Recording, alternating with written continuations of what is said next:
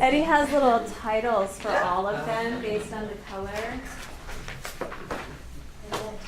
I think it's kind of daffodil. And then it says Pearls, a multi-component approach to treatment.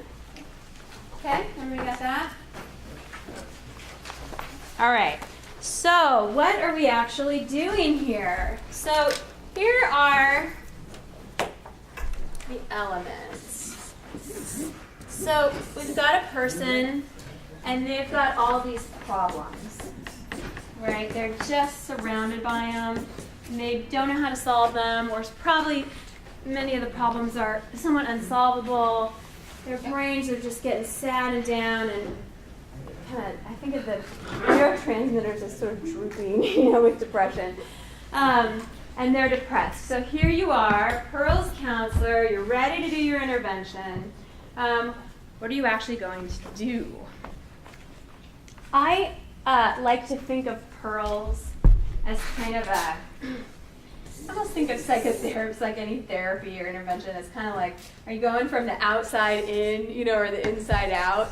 A lot of the therapies I was trained in, you're kind of, you're working on your inside or sort of your inner process, and then it's going to shift your mood sort of inside out. And Pearls is definitely one of these outside in. We're going for behavior first, feeling second.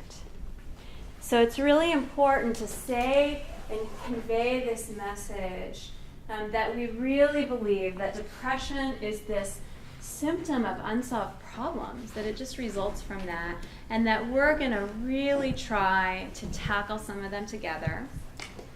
And that we understand that as you feel worse, right, you do less.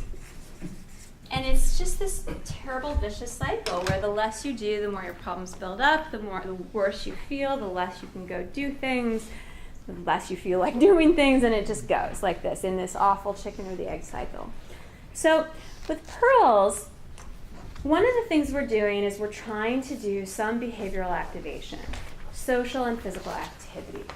So we're trying to get people to do things that are going to impact how they feel, and the big key here, and also the big challenge, I wish this were different actually very much, you have to do them before you feel like doing them.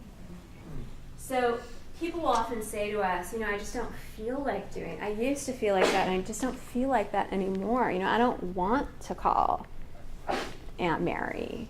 And you're just ready for that, because that's part of this cycle. And then the emphasis is that we're going to have you do some things and see how that impacts how you feel. So in terms of social and physical activities, let's think about our people. So think about social activities, physical activities. What's doable? And think about all the problems we've got. They're not going anywhere. Like, what kinds of things do you see either for you, your clients, that are activities that, even though somebody might not feel like doing them, when they do, there's that little, lift in energy and mood. Yeah, what kinds of things? Bridge. Chair activity, absolutely. Yeah, one of my favorite clients would, I think I got the idea of lifting soup cans from the workbook, and I didn't actually think she'd do it. And she just did it like a champ. She thought it was great. She changed the can, and just this little thing. And it was just completely wonderful. Yeah. Who chooses the activities? We do? They do. The client does. Yeah. And expecting, how many of you expect that you'll have clients that just say, I don't want to do anything? Yeah. Oh, yeah. So what are your clues to find things? What have you done before? Fantastic. What did you like to do before you were depressed? Right, just sitting back there and thinking about what kinds of things did they do. And do you all, if you imagine a client, can you imagine them doing things when they weren't depressed? Like, do ideas come to mind? If they do, then you probably are in a spot where you can start brainstorming. If not, you guys might have to talk a little bit. But they're your guide. Pleasant event scheduling. This is another thing that we do, and we kind of divide it up from social and physical activities, because social and physical activities might not always be pleasant. but they will generally be good treatments for depression, even if they're not completely pleasant. The depression people talk a lot about, you heard these ideas, mastery and pleasure. There's all this research on depression, like what really helps us get less depressed. And there's these two things that look like they're essential for us human beings. One's mastery, like this sense that we've done something. It's like the opposite of you were saying, this sense of not having any use, any reason to be alive. That sense of mastery, whether it's from folding your laundry or calling someone who's lonely, or knowing that your life, does something for some, that feeling of mastery is really important. And so is pleasure. And so pleasant activities are the other thing that we ask people to schedule in their week. So every Pearl session you do, you're going to be saying, well, what do you want to do for your social activity, for your physical activity, and for your pleasant activity? And they'll always schedule something. They don't have to be three separate things. They could, if the social thing is pleasant too, that's fine, but we ask people to do one every week. Pleasant activity ideas.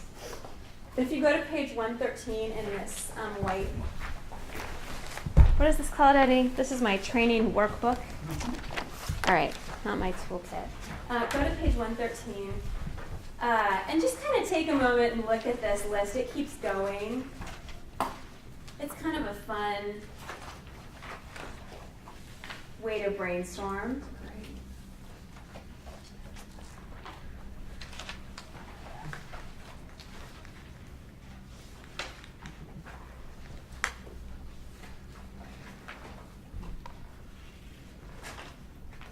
You have to edit a few of them if you ever use this with teens.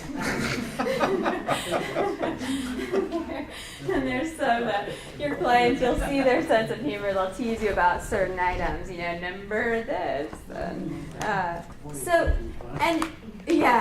Right, that's what everybody does. Like, number this, yeah. Or they'll laugh until you, chopped wood used to be on here. I don't know if it's still on this list.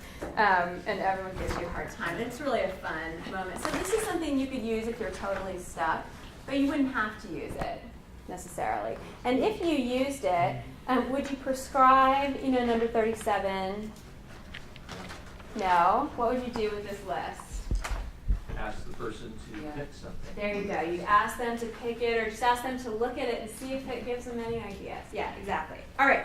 So number 1 and 2, I hate to say it, these are not rocket science. I mean, it's really simple. It's what I love about this intervention. But we're really in there relentlessly advocating for people to do these things. And it is like, I think of it like somebody walking a dog where the little dog is out in front dragging the person on the leash. The little dog is the activation, and mood is the person coming behind. And it's like the activation just drags that mood up, but you have to do something first. Yeah? How do you use the theory of changing the routine, changes the neural pathways? Oh. Deal, like, what could you do that would change your routine, and that is what is part of the activation? We don't. It's I believe that, Yeah. and I think That's it's not really part useful. of But this. no, this is such a simple intervention. I mean, you are basically saying, what are your problems? Boy, unsolved problems relate to depression, and doing less makes you feel a lot worse, and then that makes you, do less. And what can we do to help you start to activate and solve problems, which is the next thing I'll get to. So if they say, I just do the same old thing over and over and I never change, you might ask, do you want to have as a goal change? And if they say, I do, then yes. But you wouldn't go in and give them that theory and you really don't. It's just so simple.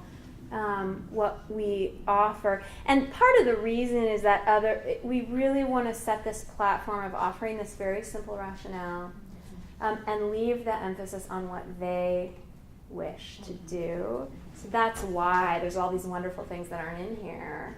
I feel the same way as you. When I do Pearls, I find it kind of liberating. I know all this stuff and I love all this other stuff, but I kind of love the simplicity of it, actually.